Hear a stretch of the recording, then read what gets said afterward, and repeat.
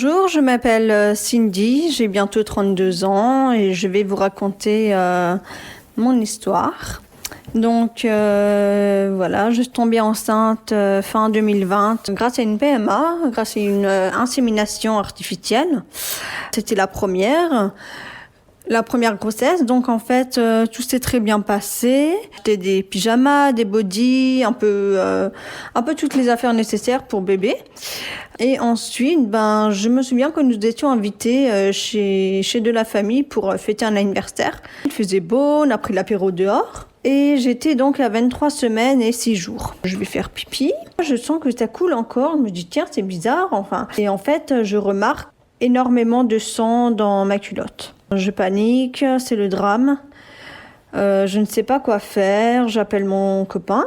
Il est tout de suite venu, il a appelé ma belle-sœur pour savoir quoi faire. On était vraiment en panique, j'étais vraiment choquée, j'étais vraiment pas bien. Donc ma belle-sœur a fini par appeler les urgences et les urgences ont tout de suite dit, écoutez, il faut que vous venez tout de suite à l'hôpital. Sur place, je commençais à avoir des contractions d'ailleurs dans la voiture et je continue à saigner. Donc le médecin de garde est venu nous voir, voilà, elle m'a auscultée. J'ai demandé comment va mon bébé, donc elle a regardé, elle a dit écoutez, votre bébé va bien, le cœur bat. Donc j'étais vraiment soulagée. Par contre, elle m'a dit que mon col est en train de descendre, enfin voilà quoi, c'était vraiment pas bon signe. Ils ont fini par m'hospitaliser. Voilà, il fallait que je reste allongée, je n'avais pas le droit de me lever, pas le droit de manger.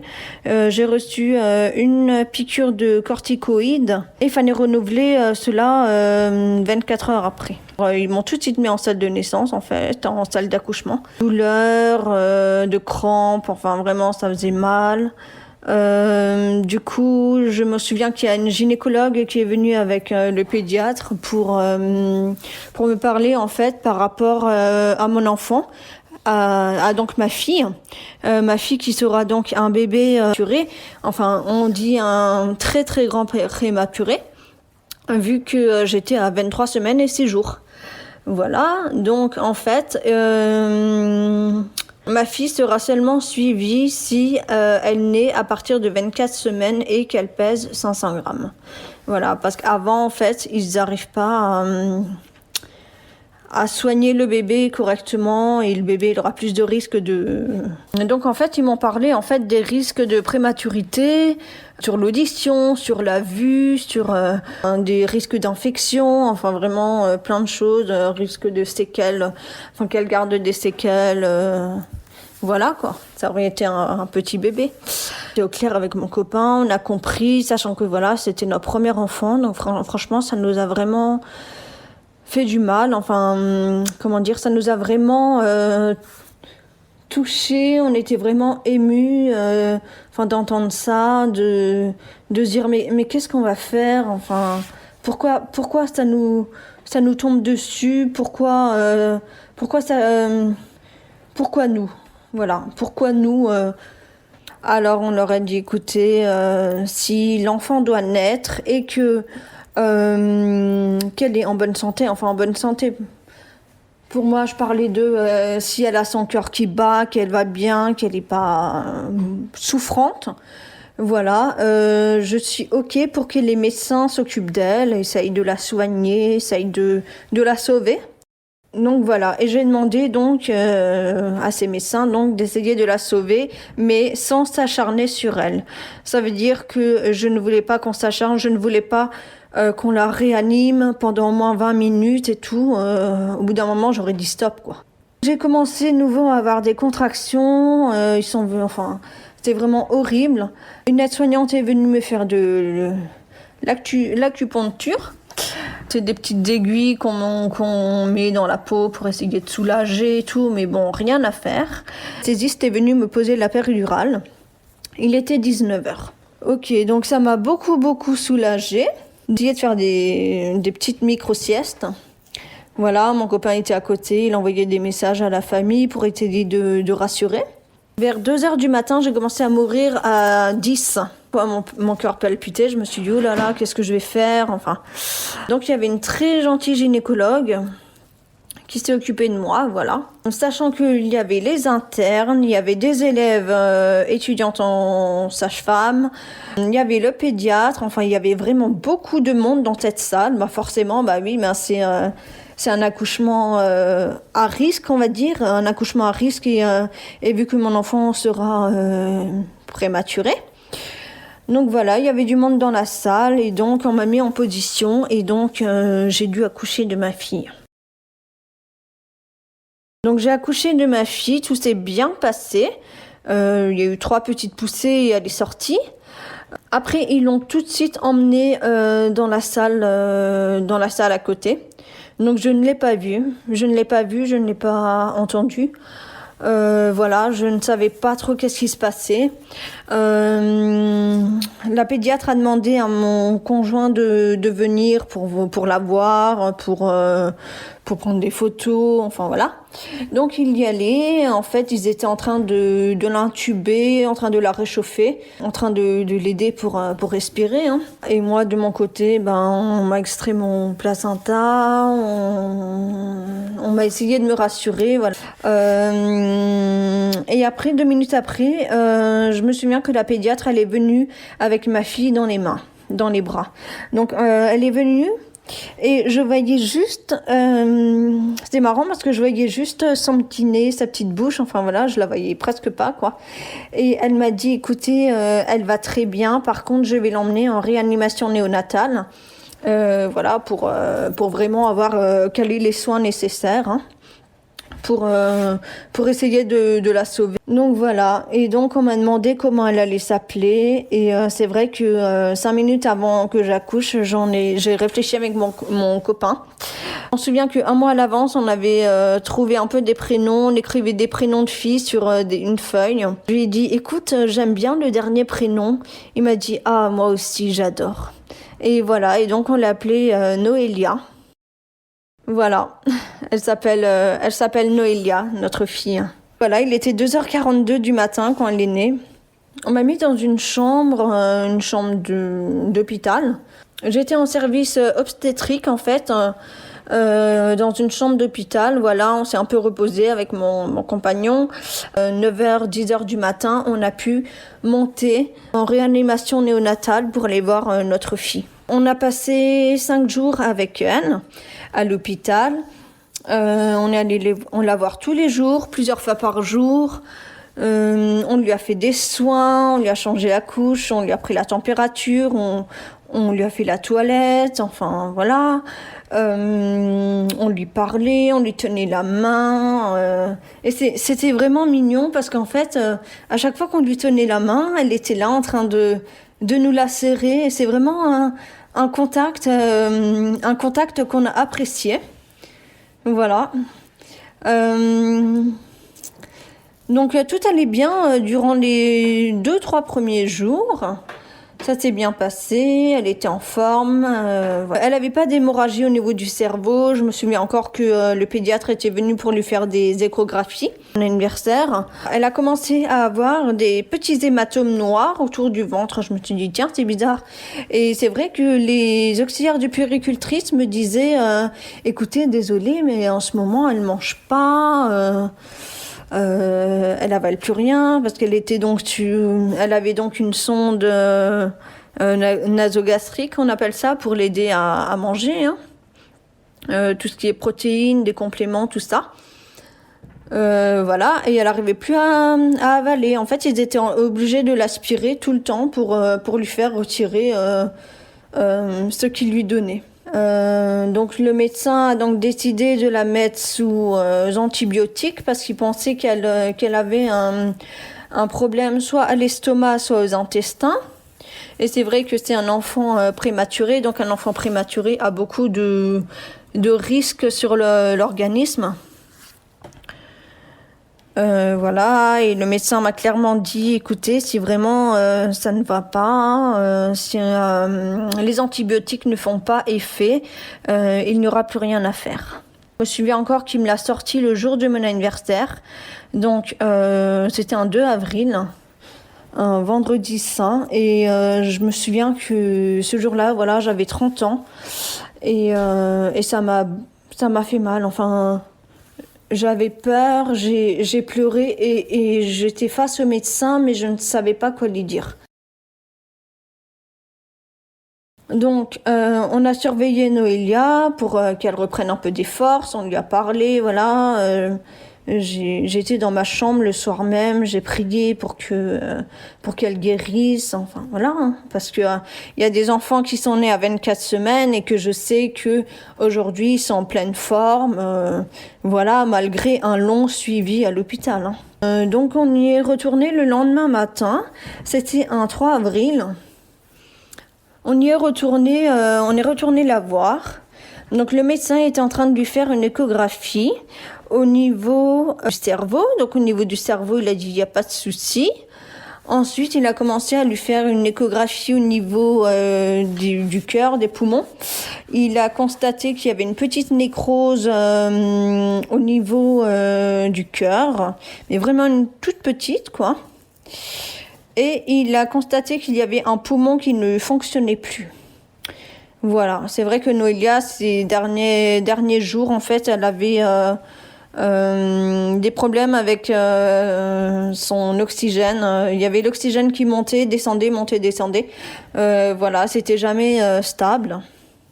Il a trouvé qu'un poumon ne fonctionnait plus et il a constaté qu'elle avait sûrement un souci au niveau de l'estomac vu qu'elle n'arrivait plus à accepter la nourriture. Donc, il nous a dit, écoutez, les antibiotiques ne font vraiment pas effet. On peut peut-être envisager l'opération, mais vu qu'elle est née à 24 semaines, c'est vraiment beaucoup à risque et je ne pense pas qu'elle va tenir. Elle a clairement dit, écoutez, je suis désolée, c'est la fin. Voilà, c'était la fin, quoi. Donc avec mon copain, ben forcément on a pleuré, on savait plus où est-ce qu'on était, on était là, on était perdus en fait, on était ailleurs, on savait pas quoi dire, on était ailleurs, on écoutait les auxiliaires de puéricultrice qui nous parlaient, le médecin qui nous parlait, mais on était bloqués en fait, comme si on pouvait pas s'exprimer, comme si quelque chose nous est tombé sur la tête. Les auxiliaires de puéricultrice sont venus nous voir avec les infirmières et elles nous ont dit que voilà, on avait le droit de préparer un petit peu l'accompagnement de Noélia jusqu'à la fin. Donc, elle voulait savoir si on voulait la baptiser. Donc, forcément, j'ai dit oui. J'aimerais bien la baptiser. Donc, on a commencé à choisir une marraine et un parrain. Et finalement, c'est décidé pour lui offrir 2 marraines et un parrain pour Noélia. Voilà. Donc, c'est ma sœur qui est sa marraine, Marine, et la sœur de mon copain, donc qui s'appelle Sandy. Mon beau-frère, qui est son parrain, c'est Jonathan. Voilà, donc ils étaient vraiment émus quand ils ont appris qu'on leur offrait ce don de devenir la marraine de notre enfant qui allait nous quitter, mais qui était vraiment importante à nos yeux, quoi. Il a été transféré dans une chambre à part pour avoir un peu plus d'intimité. Nous sommes restés avec elle toute l'après-midi et les infirmières sont venues nous dire que nous avons le droit d'appeler de la famille pour qu'ils assistent au baptême. À 17h, elle a été baptisée en présence de ses parents, de ses grands-parents et de ses oncles et des tantes. Voilà, c'était un moment vraiment très très émouvant parce que c'était un moment de rencontre avec notre fille. C'était à la fois un moment d'adieu aussi, d'adieu d'adieu à notre fille. Enfin, c'était vraiment la première et la dernière fois qu'il la voyait dans sa couveuse. En fait, avant le baptême, quelques heures avant le baptême, je lui ai demandé, écoute Noélia, s'il te plaît, essaye de tenir jusqu'au baptême, s'il te plaît. Et alors, elle m'a serré le doigt, comme si elle allait me promettre, cela, quoi. Et alors, c'est marrant parce que juste après le baptême, elle a commencé à désaturer. Donc, elle avait vraiment son oxygène qui descendait, qui faisait des yo-yo. Et voilà, en fait, je me suis dit, mais elle m'a écoutée. Elle a tenu jusqu'au baptême, quoi. Et les infirmières sont venues et elles ont commencé à me dire, écoutez, je suis vraiment désolée, mais il faut faire sortir la famille parce que on va vous la laisser dans les bras. Vous allez pouvoir la porter. Donc je l'ai portée pour la première fois parce qu'à 24 semaines, c'est vrai que on peut pas vraiment porter un enfant qui est prématuré, qui a plein de fils, de câbles branchés sur elle. C'est vraiment, et elle a la peau très fragile, donc c'est vraiment quelque chose de très complexe à mettre en place. Voilà, donc c'était vraiment la première fois que je la portais. Et donc je l'ai portée pour la première fois, la famille est partie. On était vraiment émus avec mon compagnon. Et voilà quoi, c'était vraiment un beau moment. Avec Noélia dans les bras, on a fait des photos, on lui a parlé, on lui a donné des bisous. C'était vraiment adorable. Vers 20h30, les infirmières nous ont dit, écoutez, vraiment, je suis désolée, mais les machines ne servent plus à rien. Ça ne sert à rien de s'acharner un peu sur elle pour l'aider à respirer. Donc, on va devoir la débrancher. Donc voilà, on s'y attendait qu'elles allaient nous le dire. Hein. Je leur ai dit, d'accord, il n'y a pas de souci, mais j'aimerais la garder dans mes bras. J'aimerais qu'elle nous quitte dans mes bras. C'est important pour moi, c'est ma fille. Et j'aimerais sentir ta chaleur une dernière fois dans mes bras.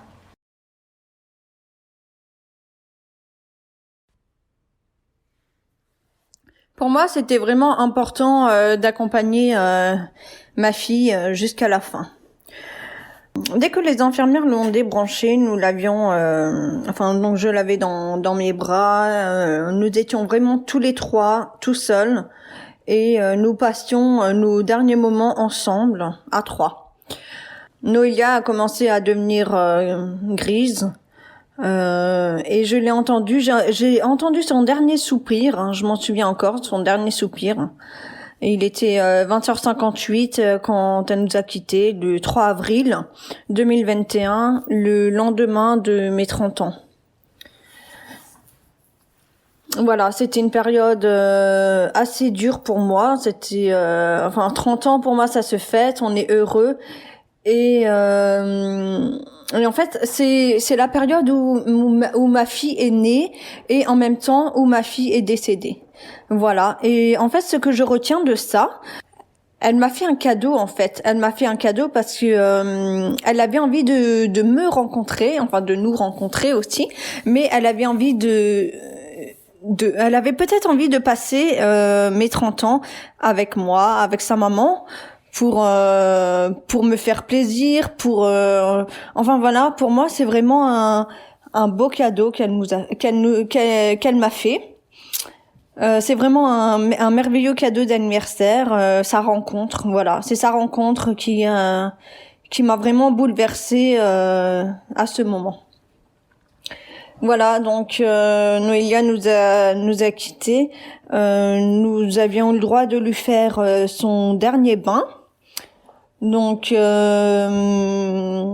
l'infirmière puéricultrice a donc préparé tout le matériel, on lui a fait son bain.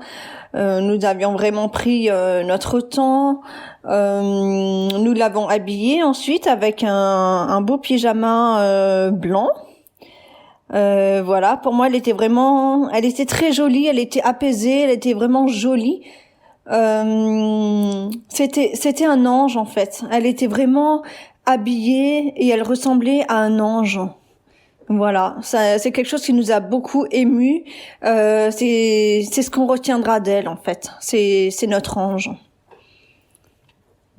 Voilà. Donc quelques jours après, nous avons décidé de l'enterrer.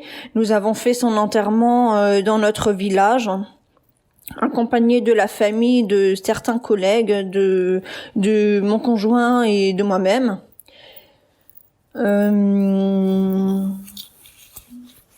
Voilà, et je me souviens que ce jour-là, j'avais demandé en fait, j'avais demandé aux cousins et cousines de Noélia, donc elle en a 10 en tout. J'avais demandé à ses cousins de faire des dessins, des empreintes de main, des poèmes ou voilà pour qu'elle puisse l'emmener avec elle dans sa tombe. Donc voilà, j'ai été vraiment très honorée que ce geste a pu être vraiment réalisé. C'était vraiment un bel enterrement en fait. C'était vraiment un beau moment d'adieu pour notre fille. Ensuite, nous sommes rentrés à la maison. Alors, nous sommes rentrés à la maison, c'était un dimanche de Pâques, je m'en souviens encore, c'était un dimanche de Pâques. Voilà, nous sommes rentrés la semaine suivante. Je m'en souviens que je ne savais pas quoi faire en fait. J'étais assise sur ma chaise. Je ne pleurais pas, mais j'étais émue. Je ne savais pas quoi faire. J'étais en train d'écouter de la musique triste. J'étais en train il fallait que je déballe tout ce que j'avais en moi. Donc j'ai commencé à écrire en fait. J'ai écrit vraiment tout ce qui m'intriguait. J'ai écrit du début à la fin toute l'histoire de Noélia. J'ai écrit par rapport au décès de mon père, tout ce qui m'a fait mal. J'ai écrit plein de choses en fait qui me faisaient mal. Il fallait que je libère ma colère que j'avais en moi. Voilà, c'est ça. Il fallait vraiment que je me libère. Et franchement, j'ai écrit et franchement écrire ça m'a fait beaucoup de bien. Énormément de bien. Ensuite, avec Jason, donc avec mon copain, nous sommes allés voir Noélia. Donc on va presque tous les jours la voir au cimetière. Et c'est marrant parce qu'on dit que voilà, les cimetières c'est triste et tout. Enfin, pour moi le cimetière, oui c'est vrai, c'est triste, mais quand on voit la tombe de ma fille bien décorée avec des petites peluches que je lui offre ou enfin des petits jouets, des petites fleurs, ou voilà. Pour moi, c'est vraiment, ça me fait plaisir. Et pour moi, en fait, le cimetière, c'est vraiment un endroit où je suis très heureux d'être avec ma fille. Bon, c'est vrai qu'elle est plus à la maison, enfin, elle n'a jamais été à la maison, mais je veux dire, on avait commencé à préparer sa chambre. Elle avait son armoire, elle avait la poussette aussi, elle avait la poussette qui était prête. Et en fait, je me dis que ma fille, je pourrais jamais la mettre dans cette poussette ou qu'elle ne jouera jamais dans cette chambre ou que je pourrais jamais lui acheter des jouets pour qu'elle s'amuse. Alors qu'est-ce que je fais à la place? Je vais au cimetière et j'entretiens sa tombe en fait. C'est un besoin. C'est vraiment un besoin que c'est vraiment un besoin que j'ai pour m'occuper, pour garder ce contact en fait, pour garder ce contact avec ma fille. Voilà. Ensuite, il y a eu le mois d'après, donc au mois de mai, et au mois de juin, il y a eu les baptêmes de son cousin Alessio et de sa cousine Cassie. Donc qui ont 4 mois et 13 mois d'écart avec Noélia. C'est vraiment des petits enfants, ils auraient vraiment été meilleurs amis, enfin ils auraient vraiment joué ensemble, je le sais. En fait, j'ai été contente d'assister à ces baptêmes parce que c'est beau un baptême, mais ma fille n'était pas là physiquement.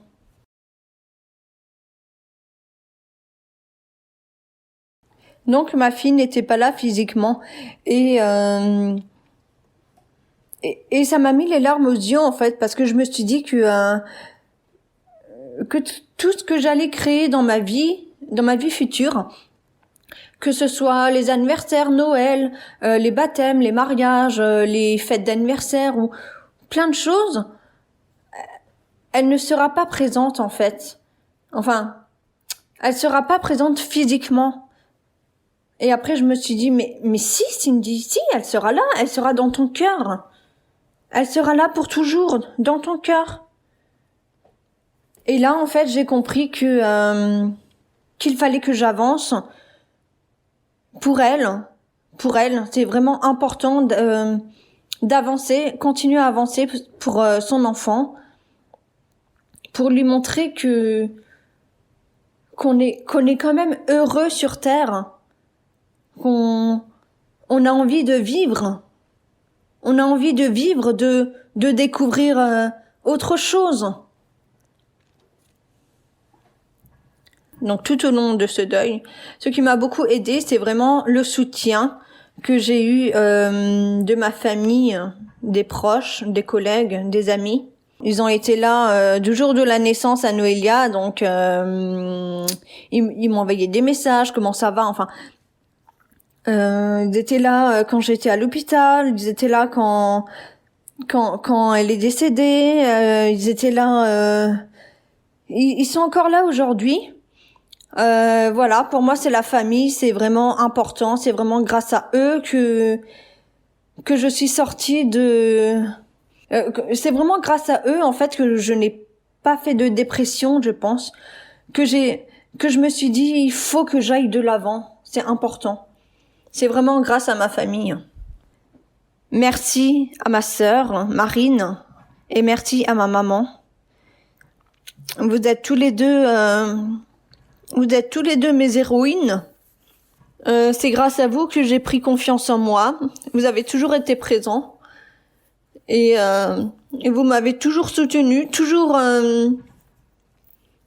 aidé dans ces moments-là. Et pour moi, c'est quelque chose que je n'oublierai jamais, jamais. Mon chéri Jason, voilà, ça fait 13 ans qu'on est ensemble à présent. Et Jason m'a toujours soutenu du début à la fin, quelles que soient les différentes étapes de la vie qu'on a traversées ensemble. Voilà, c'est vraiment un amour, quoi. Il s'est vraiment beaucoup occupé de moi durant la grossesse et encore maintenant. Ce qui m'a le plus manqué, alors, forcément, c'est les bras de ma fille. Le fait de ne pas se lever à ses côtés, le fait de ne pas entendre ses pleurs, de ne pas pouvoir la câliner, c'est vraiment un manque. Parfois, je vais au cimetière et je me dis... on a envie de la prendre dans les bras, quoi. On a envie d'enlever tout ça, de dire c'est qu'un rêve, c'est qu'un cauchemar, ou je sais pas. On a envie de la prendre dans nos bras, de la consoler, de se consoler nous-mêmes, en fait. Voilà, c'est vraiment quelque chose qui me manque actuellement. Et de quoi j'aurais eu besoin? Alors, j'aurais eu besoin qu'on me parle de l'après-accouchement, surtout du post-partum, on va dire ça. Hein. Voilà, j'ai accouché à 5 mois et demi de grossesse. Hein. Et donc, je n'avais jamais fait de cours de préparation à l'accouchement. On ne m'a jamais parlé des montées le lait. Donc voilà, j'ai eu extrêmement mal à la poitrine les jours après l'accouchement. Je ne savais pas quoi faire. Je n'avais pas de médicaments pour stopper tout ça. On ne m'a jamais demandé si je voulais allaiter ou pas. Voilà, j'aurais vraiment voulu qu'on m'informe un peu plus sur ça par rapport au changement de mon corps aussi. Alors, un message que je souhaiterais apporter aux parents. Donc, surtout ne restez pas seuls. Essayez de voir de la famille ou des amis. Il y aura des jours où vous voudrez forcément rester seul parce que vous n'êtes pas bien ou voilà. Mais je peux vous dire que la famille et les amis sont là pour vous sortir de de ce moment douloureux. Surtout, ne vous renfermez pas sur vous-même. C'est très important. Et je vous conseille aussi de sortir de chez vous, trouver des bonnes personnes à qui parler, d'essayer d'aller à la bibliothèque, dans les magasins. Forcément, après, quand on croise un bébé, ben oui, forcément, après, on n'est pas bien, oui, je le comprends, quoi. N'écoutez pas les critiques qu'on vous fait, style tu es encore jeune, tu auras d'autres enfants. Non, je suis désolée, mais la personne, elle nous connaît pas. Qui vous dit qu'on aura d'autres enfants? On ne sait pas. On peut avoir un autre enfant demain, on peut avoir un autre enfant dans 10 ans. On ne sait pas comment la vie va se dérouler à présent, quoi. Donc forcément, les critiques comme ça font mal, quoi. Surtout pour une maman qui vient de perdre son enfant ou qui n'arrive pas simplement à tomber enceinte. Essayez de vous faire aider par un psychologue aussi. Ou alors des groupes de parole où il y a des pages sur Facebook ou Instagram qui sont intéressantes pour s'exprimer sans que forcément notre famille ou nos proches voient de quoi on parle, parce que c'est vrai que parfois quand on parle à la famille ou aux proches, au bout d'un moment, ils en ont marre de nous écouter, ou alors ils ne comprennent pas, ou je sais pas.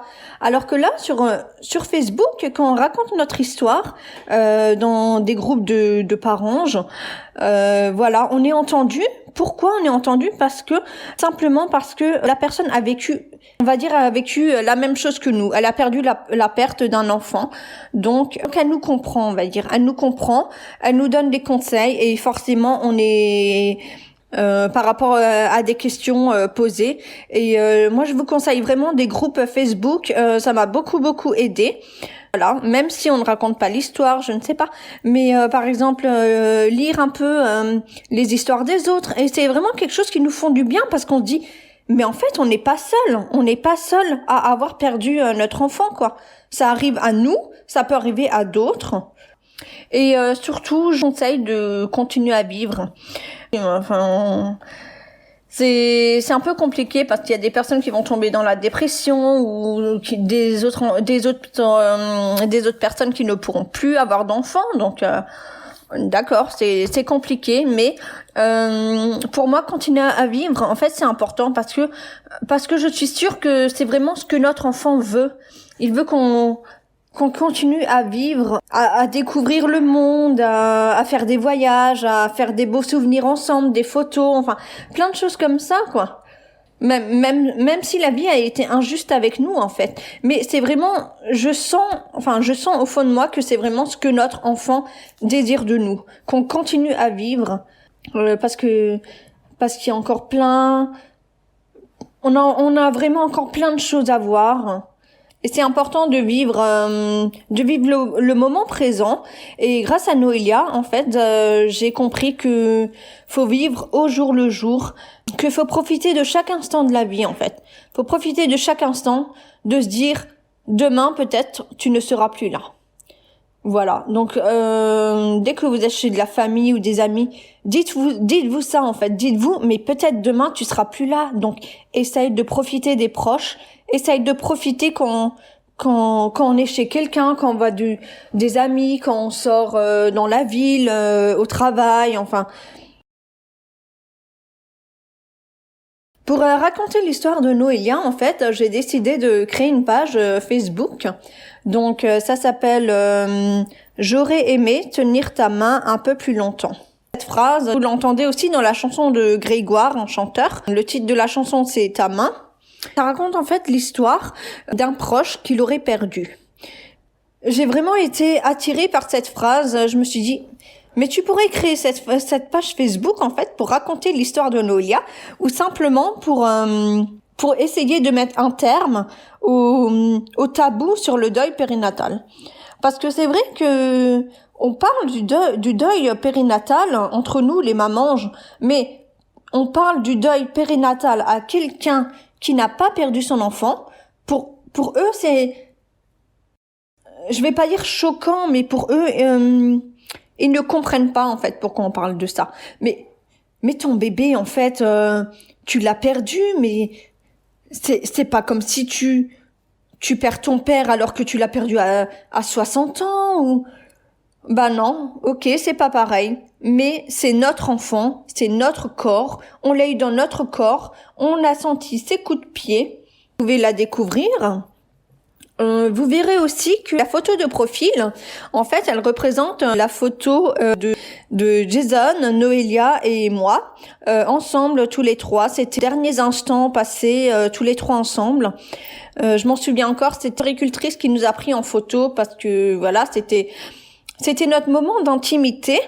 Et en fait, j'ai demandé à une illustratrice très connue sur Facebook et sur Instagram, donc elle s'appelle Corrigan.